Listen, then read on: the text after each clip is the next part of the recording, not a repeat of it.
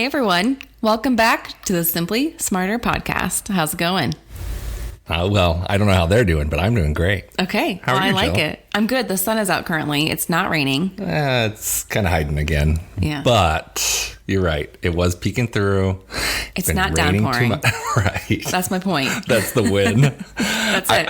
I walked over to Starbucks yesterday from the office here in Leawood. How was that? And it was misty the entire time, but it wasn't windy. So I was like, I'm just going to walk it. I don't care. And my glasses were really gross by the time I got back. But it was at least kind of warm, and it wasn't pouring. that's true. To your point. That is true. I picked up the kids from school yesterday, and like the clouds were just impending. They were just dark, and I was like, okay, we got to get the kids out. Come on. And we got to get through pickup before this rain just like pours on us. Right. Yeah, We got 'em. It's kind of an awkward time. It is. They're just like stuck outside while it's raining. Yeah. They might Kind run of to the cars comical, faster maybe. though. Poor kids. They're fine. They like the rain. Yeah, they probably do. So it's fine for them. At what age do you grow out of that? I mean, don't you dance in the rain every once in a while? Every 7 years? 7. I was waiting to see how frequently you were going to say, like every month. Well, I think when you have kids, like there are those opportunities to True. where they're outside playing in the rain and You get to be a kid again. yeah. Oh, that's You fair. get to have a little bit of fun with them and they enjoy that. You're making memories and it's Yeah. just kind of special. Yeah, that's adorable. Yeah, it's fun to do stuff like that every once in a while. So what I hear you saying is without a child, it'd be weird for me to go dance around in my driveway while it's raining. Do you want to borrow my kids? As in, That may be weirder for my neighbors. do you want to take care of them while my husband and I go out to dinner? That's is actually really what I'm it- saying. That's called babysitting. Yes. But Do you want to do that? yes, Okay. we're in. You heard it here, folks. We're locked. The time is Although now. we didn't talk about fee yet. So, Oh, shoot. shoot. Yeah. Free of charge for you. Oh, of course. thank you. Thank you so much. This is very exciting for me. Awesome. I have an announcement. What's that? Well, we, as in you and I, on the Simply Smarter podcast, we were voted the top 5 ACT test podcasts by FeedSpot. Wow. Look at us. Isn't that exciting? Moving right up. I know, right? That's kind of awesome. Yeah. That's I don't always- know how many podcasts for Right. the ACT test there are, but But nonetheless, we're in the top 5. So exciting. So thank you for listening and Absolutely. helping us get honored in this way. Yeah. It's kind of cool. I know, it is really fun. It's just a fun kind of opportunity and accomplishment, and we like talking here about ACT stuff, so Yeah. we're glad you're listening. And more importantly, helping you kind of manage the whole process, because this is not something that you all do day in and day out like Right. we do.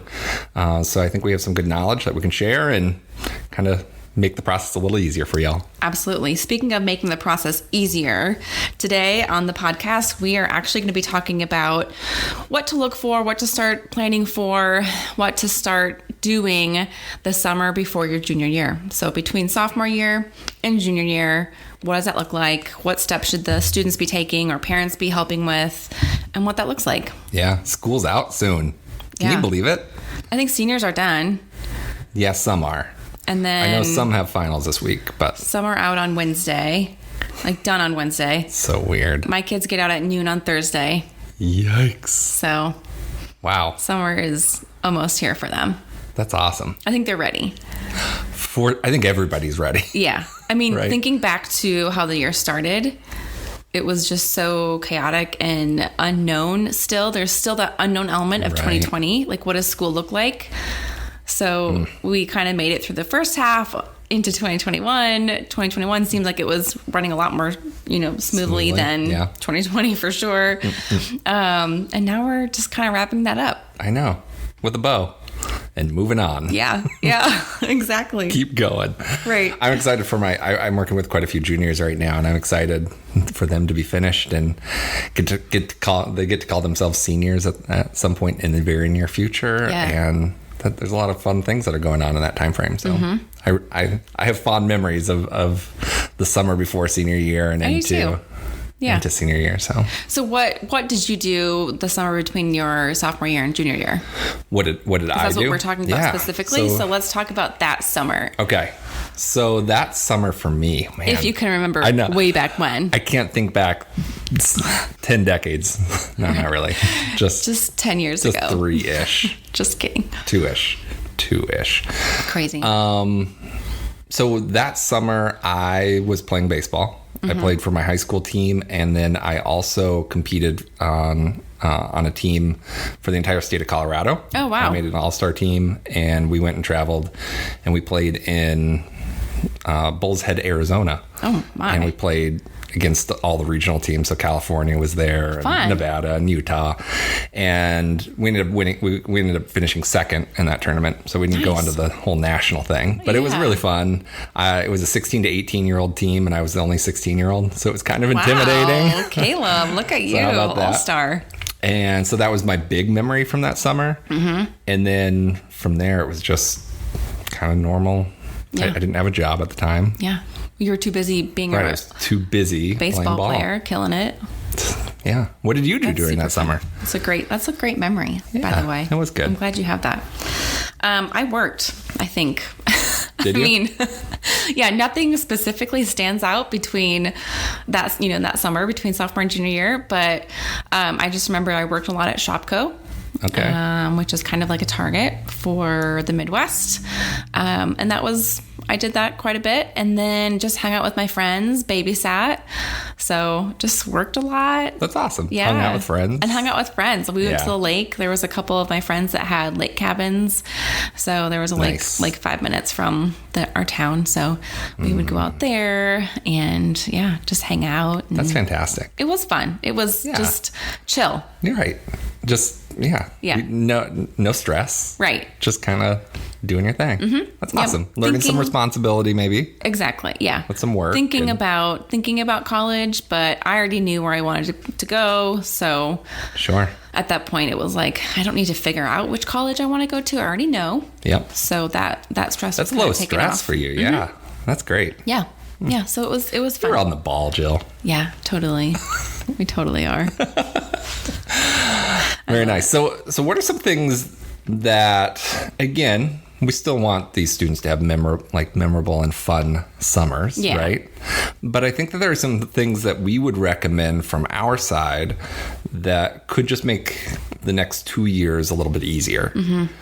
So, Jill, give us one of those. That's a great question. And I would really recommend starting with an initial consultation with one of our college counselors, just to get everyone on the same page. So what we do is an initial 30-minute consultation, 30-minute meeting, just to kind of go over and understand the student's goals, needs, and just provide some of those insights into, maybe some different colleges that they should be looking at, or, kind of let's have a sit down meeting. Yeah. And really evaluate what we're looking for in the next couple of years. What's important to you? Well, I think we try to be as focused on the values of the family as possible in the process. And I think this is a good time. This is a good opportunity to kind of start thinking about that and identifying what is important and what is not in colleges, in the process, in what it looks like for the student. Is the student the 100% priority, or sometimes parents allow themselves to be an important factor, which is understandable. And it's just kind of figuring out what that looks like for the family. And I think the sooner you can have that conversation, it gets you down the right path. Because there's a lot to the admissions process. And if you save it all for the end, yikes. Oh man. Yeah. It's very stressful. Right. I'll tell you, I was doing all of that my senior year while playing varsity football, and I was senior class president, and I had AP classes, and it was just a lot. And so I didn't spend as much time on it as I should have. Yeah. Yeah. No, you were super busy. Yeah. Yeah. And I think, how many colleges are there? Like 3,000, and some of them have closed, sadly, this past year. I've seen quite a few of those. Or merged, honestly.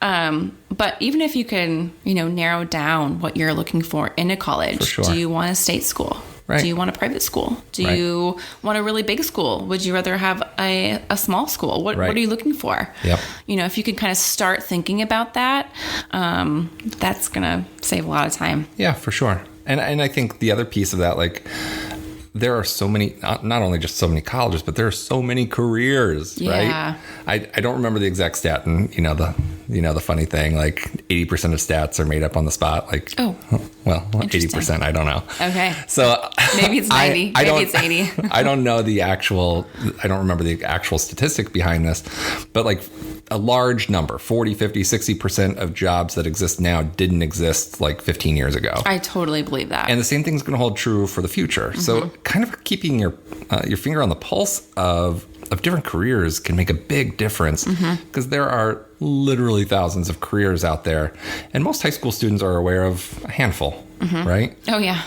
Yeah. So even if you know 12, like if you get a high school kid to tell you 12 careers, like you're doing pretty well. I would say, yeah. And there are a lot of opportunities out there. So I think kind of exploring that in this first initial conversation, I think makes a lot of sense. I agree. Yeah. So, that's a good point about all the careers that first of all, don't exist from 20 years ago. Right. 15 years ago, 10 years ago. I mean, do you remember like the .com craze in the 90s and then the bubble bursting and all that? And that was all unfortunate. But man, people were talking about the internet being a fad, like it was going to fade.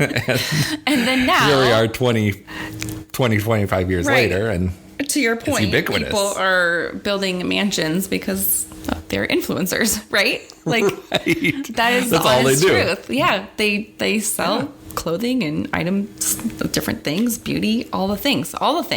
Yeah. Anything. All in social media. Yeah. It's crazy. And I'm kind of wondering like how long that's going to last as well. Is that here to stay? You would think. I would think so, but totally. Who knows? I mean, I can't imagine how something like that would fade quickly unless the new media pops up. Right. There's a new mode of communication, which we can't even imagine at this point, right? Right, exactly. It's pretty bonkers. Yeah, it's kind of crazy to think about for a second, but... Okay, quick question. I'm here for it. Did you have a MySpace account? Yes. Okay, talk about social media. Media. But only for like a hot second, because I really held off on social media for quite a while. So I had a MySpace account, and I created the background. I was friends with Tom. He was my BFF. And like you can like change the backgrounds and kind of design your own page. Fonts. Yeah. Oh, yeah. So I was really caught up with that, and I only had a few friends because I was so caught up with like designing that page that's awesome. By the time like Facebook kind of took off, I was more onto Facebook than MySpace. So I did have an account, but I really didn't put much effort into like making the friends. Yeah. No, it's more I get about it. the space. MySpace. Nice. So cheesy. Tom really liked your page, I'm sure. He did. He really appreciated you took all that time. Yeah. Did you? I'm sure you did. Oh, yeah. I had a MySpace. It was right after I graduated from college is when I got my MySpace. And this was, I guess, the summer of 2004. Oh, wow. Yeah. And again, I had it, and a lot of high school kids were on it. So I was recruiting at the time. So it was like an easy way to connect and answer questions and whatever else. But, like an instant chat. Right. Crazy. I held off. So weird. On Facebook until 2008. Wow. Yeah. Was pretty. That's pretty late. Yeah, it was. Huh. Because it started in the fall of 2005. What a tangent. I think it started in the fall of 2005, and I think I joined... No, I think it was even before that. I think a lot of people joined in like 2006. Like I joined 06, in the fall 07, of 2005. Yeah. But I was living in Boston at the time, and that's where it was founded. So I think it's kind of spread from college to college there. Yeah. A little bit, and then... Anyway. I've only had Instagram for about 5 years. I was really late to the game on Instagram, too. All right. So... Yeah, I just didn't want another, form of media to scroll on my phone. Isn't that tough? So I held off for as long as I can, and I'm glad I did because it just occupies so much of my time. But it's mindless. So right. Yep. I've tried to cut back over the years. Yeah. But anyway. Okay. Moving on. Huge tangent. Thanks for staying with us. Yeah, right. So again, establishing that consultation, that initial consultation to get everyone on the same page, develop some goals and needs for the specific student. And again, answer some questions. Yes. Right? Right. That's a great opportunity you have an expert right there with you. Ask the questions that you have, because again, hopefully we can either tell you the answer or point you in the right direction. Yep. So great. The other thing that is so important between your sophomore year and junior year is getting that free practice test in. Yeah. That free practice ACT test that we offer every Saturday morning. How many times have we told everyone this? Wait. Every how often? Every podcast, probably. So, and this is a little bit of a caveat, right? If your sophomore took, or maybe almost junior now, if they took Algebra 2 as a sophomore and you feel as though they're pretty mature kids, like have them come in and take the test. They aren't really going to learn much, if anything, during junior year that's going to help them on the test. Yeah. So let's get this process rolling and figure out a test date. We can plan a lot more. Yes. Do what's exactly right for the student. Love that. Yeah. Here's an example. So I have 2 neighbors that have girls that are finishing up, sophomore year. And they're just a little bit different academically. One of them hasn't taken Algebra 2 yet. And I've had both moms ask me this within a month, right? One of the girls, it's just not the right time for her. She should take it next year. She just hasn't had Algebra 2 yet. Does not make sense for her. The other girl, she wants to be a doctor. She's already had Algebra 2. She's ready. She's ready for it. So again, friends, neighbors, two different paths. And that's fine. We want to do what's right for our students. Yeah, but both of the moms were like, when should I take this test? When should they take the test? So shoot us a message anytime you want. Yeah. So then after that practice test and establishing that baseline score, we will make a customized ACT recommendation. So during the scores back, we'll have a conversation, better understand the needs, and actually kind of look at the actual results. Yes. And talk about what the test is all about. And then we'll make some good recommendations based upon the current situation, right?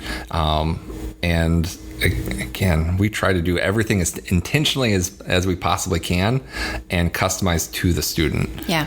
So this is, once we have the scores in hand, it's a great time to really dig in and have that more detailed conversation. Yes. Yeah. And, we'll make sure that, the test date is right for the student, how best to prepare for the test, whether, fitting into a standard course or an advanced course is going to be sufficient for the student, or, maybe they need private one-on-one tutoring. Sure. Just depending on their scores. But we don't know until we have those scores. Right. So that's that key piece for that practice test. I would say another piece to highlight is meeting your high school counselor. Yeah. And I know we've talked about this on previous podcasts as well. I did not personally know my high school counselors. I did not take advantage of that. Right. I know you said you did a little bit more than I did. How important do you think that piece is? I think that I think the earlier you can make the introduction and have the conversation, the better. And especially if this can be driven by the student. I know not all students are going to be self-motivated in this way, or maybe they're introverted and they just aren't comfortable going by themselves. But I think having that conversation with either the guidance counselor, or if your school has a college counselor, making sure that you're making that introduction, right.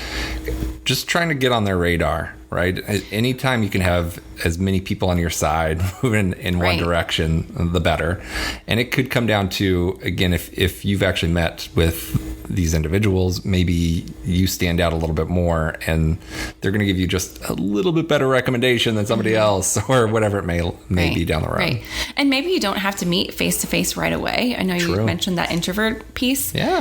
Shoot them an Send email or connect with them on social media, right? Like we were talking about, everyone has social media now and everyone's active on it. Or school portal, or I would say the counselors don't really care how you connect with them as long as you connect with them. Yep. So I think there's so many different options nowadays. For sure.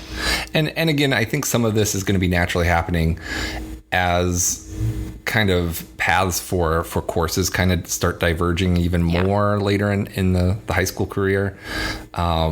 And just trying to figure out what classes should I take.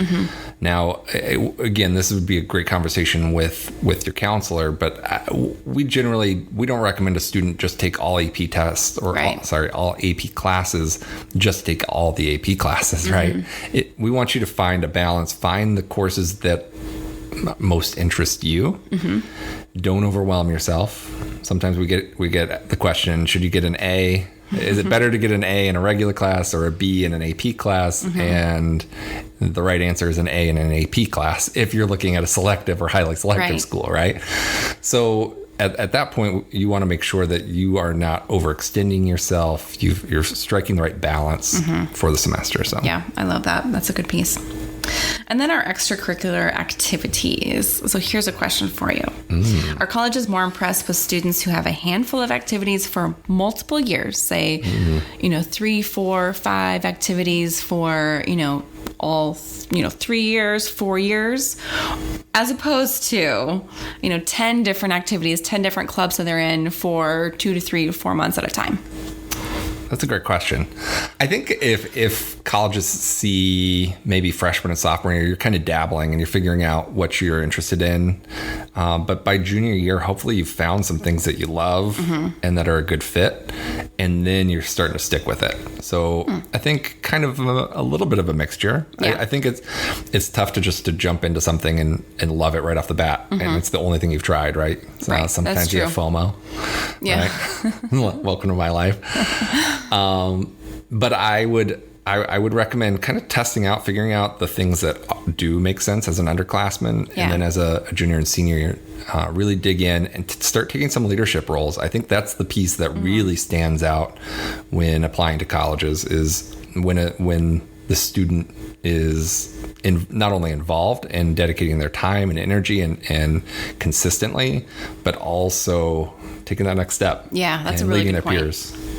So, good point. I love that. And sometimes you have to be involved for more than 3 or 4 months to take on a leadership role. Yeah, sometimes those leaders graduate. Right. And then there's a space to fill. Right. I'll let you talk about a piece that we think is really great, more towards the college counseling side. Yeah, absolutely. So we have some new tools, basically some templates in which you can kind of begin planning and setting your student up for success when applications come open just before senior year. And let me just insert here. I've seen the templates and they make so much sense. They're very easy. They're straightforward. Yes. They're collaborative. Yes. And again, very organized. I know other people could make similar things, but it's done. You don't have to think about it. It's done. It's just plug and play. There are some samples for to guide you along the way. There's some really great resources. So if you want to learn more about those, feel free to reach out. Yeah, absolutely. And we can also have a conversation and we can walk you through how to use them best. I love it. Yeah. And if you even just want to look at them and see if this would be a good fit for your student, they're, like Caleb said, they're plug and play, super easy.